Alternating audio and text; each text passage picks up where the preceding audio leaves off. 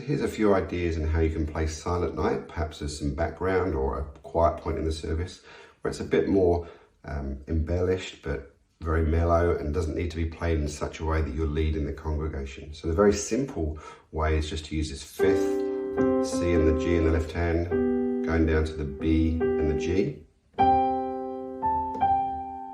Single note melody.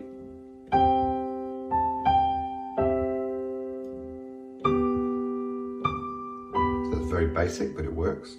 You can then use in the left hand a 1-5-8 pattern, or if you can reach a 1-5-10.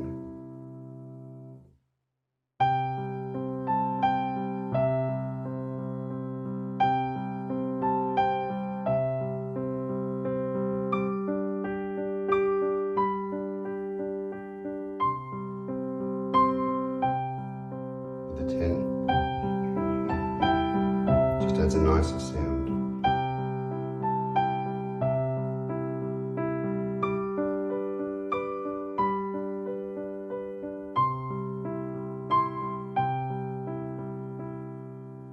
And then you've got the right hand where you can add a third with an octave in the top note that you're playing for the melody. So the melody is, so you go a third below.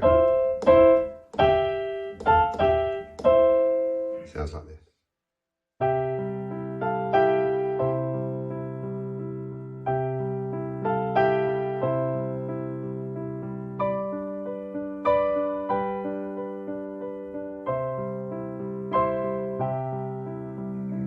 For that last couple of notes, when you're playing the C melody, you have to play the C and the E, not the C and the A, because it doesn't sound right. For all the others, it's an octave in the bottom with a melody on top. But when you get to, it's the C and the E. Okay, so you can do that same style throughout the rest of the piece.